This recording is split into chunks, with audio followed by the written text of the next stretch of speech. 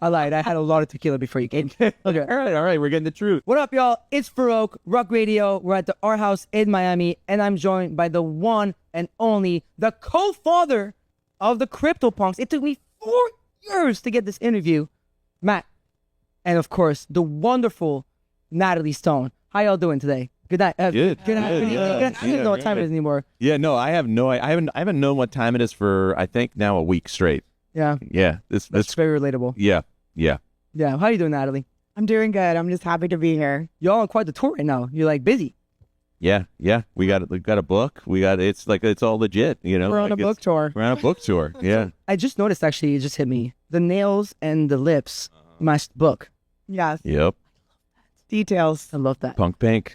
I got my book. Crypto Pink. All right. Yeah, that's better. Love the book. We're going to get to that in a second. You know, Matt, I want to ask you, like, how has it been since? Like, you know, obviously, like, you know, you guys sold the CryptoPunks IP to Yuga Labs, and we're going to get into that as well. But, you know, how's it been since? Like, what's Matt up to since? You know, I don't know. You know, like, it's been real good, but it's like, I don't know. Like, it's been a weird time, like, trying to figure out what we want to do next. You know, I still see John all the time. We work together still, and it's just sort of figuring out, like, who are we now? What are we now? You know, like, what do we do next? What could possibly match this, you know, or even feel like a next chapter in this kind of thing, you know? So I feel like we'll get there. I feel like we'll figure it out, but it's taken longer than I was expecting, you know, like, it's been such a crazy ride. So yeah, that's kind of the short version of it, at least. Yeah. So what are you up to these days? What have you been doing? Just living a life? Yeah, you know, doing a little life living, but you know, yeah, we're still on the computers. Like, it's still just the two of us. Like, you know, we talk every day, like,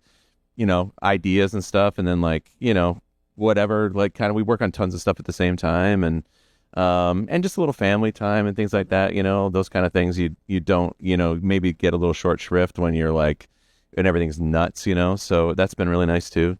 Yeah, I mean, it's pretty insane, right? Like, what started just an idea, a free claim, in 2017 turned into, I think, one of the most iconic, you know, brands in the art world, not just NFTs, but art in general.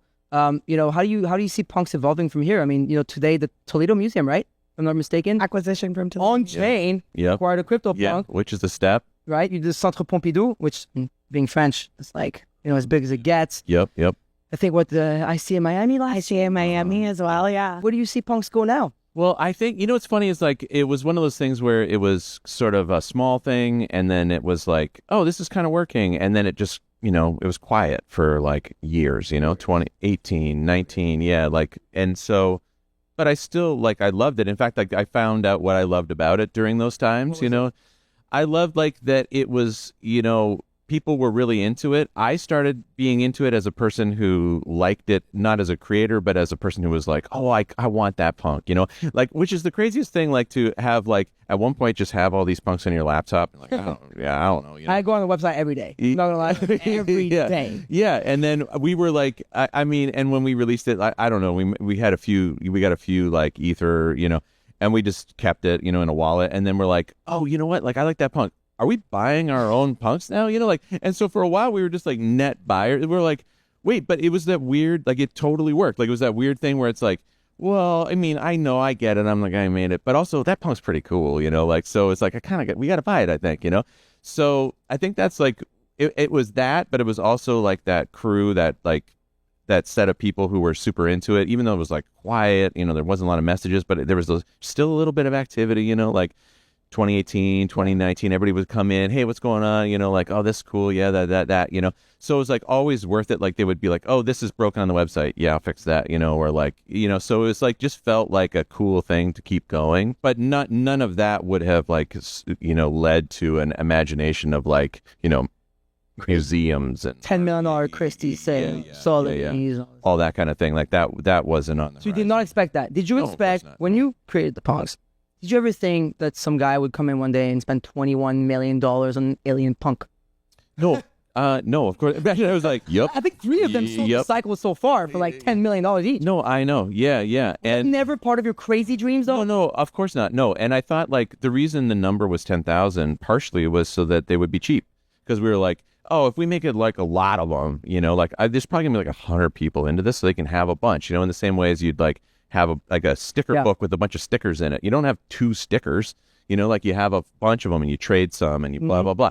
And so for a little while, it was that, you know, it was like cheap. They were $20, $50 or whatever, you know? They're free as crazy. Yeah. But what I guess I really didn't realize that, like, oh, there's no cap on this. You know what I mean? Like, this is a worldwide thing. It's not like sticker books in like a playground. It's like anybody in the world. So then 10,000 felt big, and then 10,000 started to feel a little small. You know, so then it was like, oh, that's actually not that many, you know, like, and so, oh, and if this is a worldwide market that runs 24/7, which is a little bit new, then it's like, oh, yeah, this could really, yeah, I guess this is just a thing. I can remember walking, like, you know, during the pandemic and talking to my parents and, you know, trying to explain, like, hey, so this weird thing's happening. Remember that thing I made a while ago? Like, yeah, like, they're worth like $1,000 each now. And they were like, are you okay? Like they had concern for me, you know, like, are you sure you know what you're like? What are you getting yourself into? How do they feel now? Like this Thanksgiving dinner was like $150,000 floor on the punks. Like, you know? No, you know what's funny is like, so we you know, Yuga and Natalie did this book, and it was like that was the moment where I think it became real for them. It was like, oh yeah, sure, yes, and it was like pictures and a physical thing, and like, oh, somebody spent the time to cut down some trees, you know, and make like it weighs a bunch, it's hefty, and it's also like it's very considered, and there's like let's yeah. Yeah. So, and people, fight you know, as well. Like it's not just yeah. Right? Come on. I have one. We can sign it later. This is insane. I mean, there's chats from 2017 in there. Like, this is actually one of the crazy things about it is like the very start. 2017, an ape for a tiara. Yeah. You know? Yeah. And if you go back even more, like the very first page, like when we first set up the Discord, it's just me and John. Like it's just two of us. And I'm like, and we forgot that it was eventually going to be public.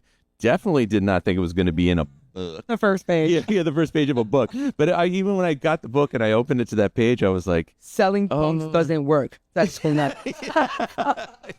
yeah, it's crazy. Like it's also weird that there's this history, like this like public social history of this project, which feels like potentially a little unique, you know, like that the Discord with all its like ups and downs it now serves as like sort of a record of everything that happened. You When know? we were doing the book, it was interesting because, you know, the typical approach to a book, which we didn't want to do, we wanted to be as weird and disruptive and unique as CryptoPunks are, would be to just have a timeline or something like that. But we wanted to tell the history of punk actually through the CryptoPunks who were living and breathing in that time. And these group chat Discord messages become this archive of what was happening and really how nobody had any idea, including you and John, you know, what this was going to be. And I think it's kind of a testament to the community that has shaped CryptoPunks in so many deep ways. Yeah. So how has this collaboration been, right? Like obviously everybody has their own opinions of the acquisition. That's not what we're here to talk about, but I think it's pretty cool. I mean, I was early to Bored Apes, but not already CryptoPunks, but my first punk, I think 2021, as soon as I got into space, the first goal I had in mind was one, become friends with D's, and two, buy a CryptoPunk. And I got both. Boom. Right? Actually, he fronted me money for my third punk because I was away from my keys and he just bought it for me on chain and then sent it to me. So it's pretty cool. So on chain it says D's bought it and then sent it to me. So how's this collaboration been between the two of you? Obviously, co-founder of the CryptoPunks with John, Yuga Labs, you guys came in 2021 inspired by CryptoPunks. I mean, Gordon and Garga have talked about this a lot, how the 10,000, I mean, you invented the whole 10,000 thing. So clearly it was inspired by them. How's this mingling been for the both of you? For me, it's been great. I mean, I think you're on a book tour right now. Yeah. I see you everywhere now. Yeah. Well, and I love mingling. Yeah. I know. I mean, But see, I want people to see this, you know? Cause yeah. No. I didn't feel it easier. Yeah. And I mean, I like really appreciate that this exists, you know, and I didn't make this book, you know, like I did a couple things, but it was like Natalie and Yuga and the team, and like they put so much effort into it and put this time into it, and like I believe cut down the trees for it. I'm not sure. I believe that yes. Say that they're gonna get in trouble for that too. Anything you say, brother, they're gonna. So I have this thing to show to my mom, you know, like and to show to my family. So it's like it's really been like this is the kind of thing I feel like that is the best for the CryptoPunks, you know? I just think about it from your perspective, and I think it's so fascinating because you created such a culturally important collection and project, and, you know, we're here and we're stewarding it, but I've heard, like, you know, when you're in the world of branding, etc., you're never supposed to brand your own company. Like there's like this point where you kind of have to let it be a teenager and have an outside perspective. And, we've talked about it a lot, how some of these outside perspectives, the way the community receives it in those early days, or now the way art historians and writers are reflecting back on the collection, it actually shifts the way that you think about it. But I mean, Matt Hall is my best boss I've ever had. So I love that. I love that. Matt, what's your favorite punk trait? I think I want to say cigarette. But I do like. What's that? Yeah. I'll say like my absolute. Is this like? Can I do this? My absolute favorite punk setup is like blonde wild hair, 3D glasses. Yeah. Like I think we have one of those left, but I would like we had a couple. Like at one point, I was like, oh, these are my favorite. Like I never really was much of like a rarity person. Like I was always an aesthetics person. And so when it was the early days were like very rarity driven, very algorithmic. Like, but now it's like the hoodies, right? The hoodies are the most rare, but the most sought after. Yep. So yeah. So but it feels like it's sort of changed. Like it feels like aesthetics, people are wanting clean. I think so. Clean is the clean premium. The premium has just how much I pay for mine. Jesus. But but what's your favorite trait, Natalie? Well, of course I'm a fan of the Weldon goggles. But no, they're great. Honestly, I'm a really big fan of the wild white hair. I feel like it's a beautiful expression of the pixel language, and I think it kind of nods really accurately and beautifully to the video game roots that inspired the aesthetic. So I'm a wild white girl. I love that. Actually, like I didn't think about asking this, but like what's up with the what do you think about on the autoglyph side? Because Centre Pompidou, you've been doing a lot of museum efforts thanks to you guys, and I know you guys are helping a lot in the background talking about this. So you have the punks, but the autoglyphs. So like, what do you guys think about it on that side? What's interesting is like between the punks and the autoglyphs, like when we talk to an institution, they're either like sort of they're wary of one and into the other. They're never really into both. Like Pompidou's an exception to that; they did both. But a lot of the time it's like, I don't know about that punks thing. Like it's kind of crazy over there.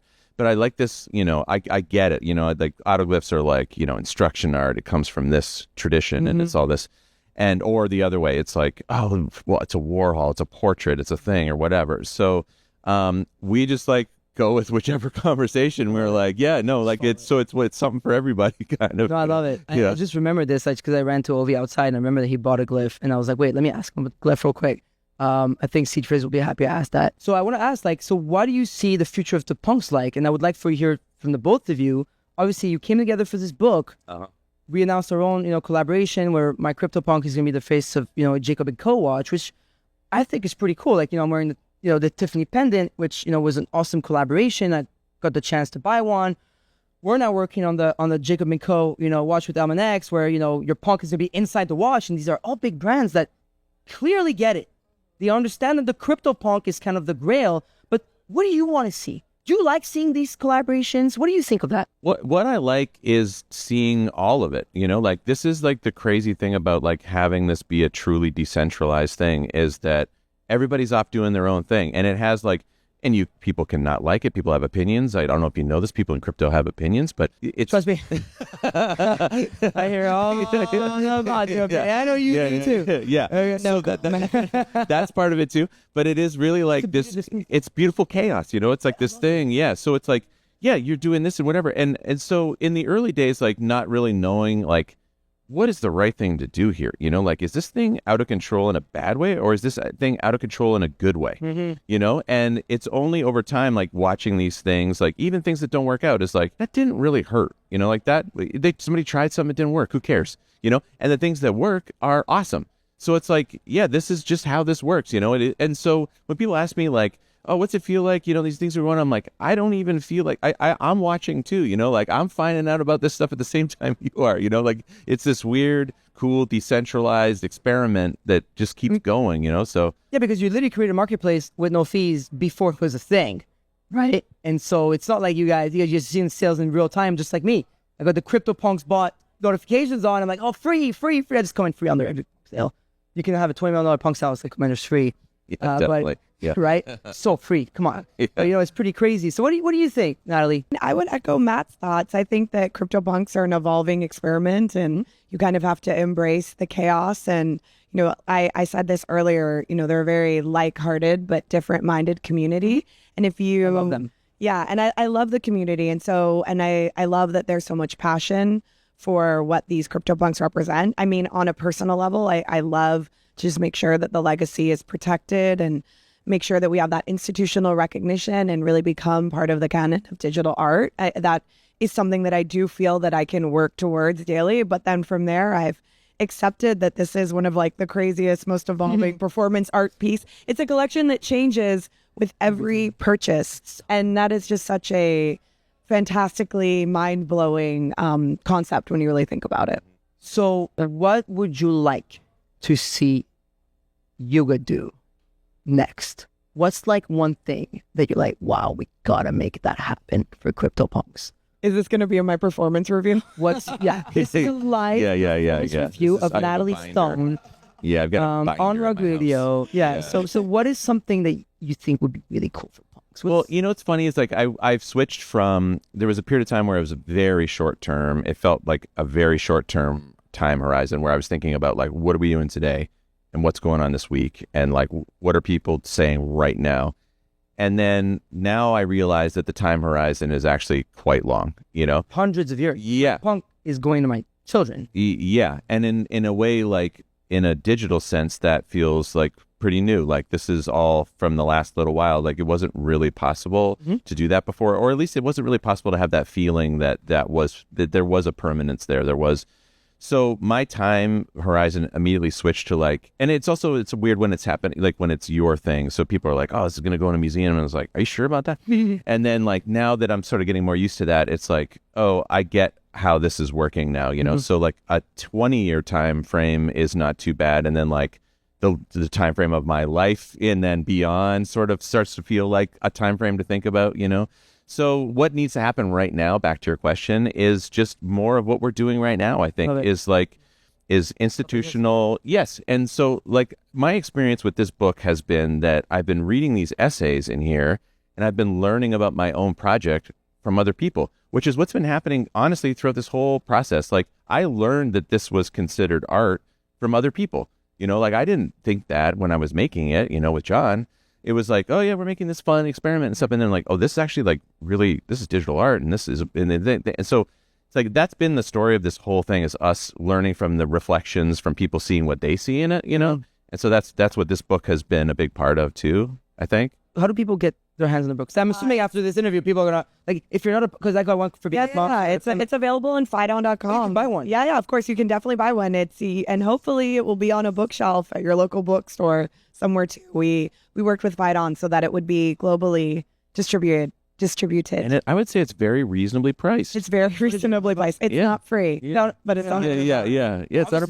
$100 to claim. I know. I don't expect. I mean, if it was free, we would kind of be like, If you get cold, you burn it. It's for heat, Like even in that sense, it's worth it. It's worth the money. I have a question for you, Matt. Do you consider yourself an artist? Oh no. Oh, I love this question. I got you a question. I was worried about this when I came in here. Because I get to interact with a lot of artists in this industry, Snowfro, to a few others. What are you? This week, because we're in Art Week, I've been like, it's the easiest version of this is like, yeah, I'm an artist and this is what I mean. And then, but like sort of in a more general sense, like there's like a book, which is an interview with Kraftwerk, and so it's a book about Kraftwerk, but there's an interview in there, and like, are you guys musicians? Like, do you consider? No, we're technicians. Like we work, we go to work, and what we produce is music, And so I feel a little bit more in that camp, like I feel like we, artist is like a self-assigned label, or like, I mean, I guess now it's, somebody else can do it too, but I felt like we were just working on something and trying, and lots of failures. And then this ended up crossing over into art. So like it's simpler to say artist, but that's sort of the more nuanced version of how I feel about it. So you're kind of like a founder artist. You're like a super chameleon or something. No, I don't even know if you would be like founder. I feel like you're more, you're kind of just a maker. But he's not really a founder of a... No, none of it makes any sense. Like the label, like It's what is it? Is it art? I don't know. Is it a crypto thing? Yeah, it's punk. You're a punk. What do CryptoPunks mean to you? Why did you call them punks? What do they mean to you? I think honestly, like if I'm thinking about the honest answer of why they're CryptoPunks, it was because we had, John was making the generator, and it was like they were like punk attributes work really well in pixel form. A red mohawk looks like a red mohawk and things like that. And so we didn't know what we were doing with it. And then, once we started reading about Ethereum, we're like, oh yeah, this could really work. So then it became CryptoPunks, but yeah. That's pretty cool. Well, listen, I really appreciate it. I love that I got to finally interview you. I got my hands on Matt. I was like, he's at the party. I'm going to get out. Okay. We had a couple of drinks. I'm going to get Matt. But I really appreciate you guys. Big fan of the book. I love when I got mine. It was like something that meant a lot to me because, we love the digital, but let's be honest, we love a little physical, right? Like I love the fact that we're doing a watch. I love the necklace that Tiffany did. I love the book. I'm a big fan. Obviously, really appreciate Natalie and everything you guys do on your end to keep proliferating this brand. So big fan. Thank you very much for doing this. And thank you. Thank you for coming. Thanks for having us.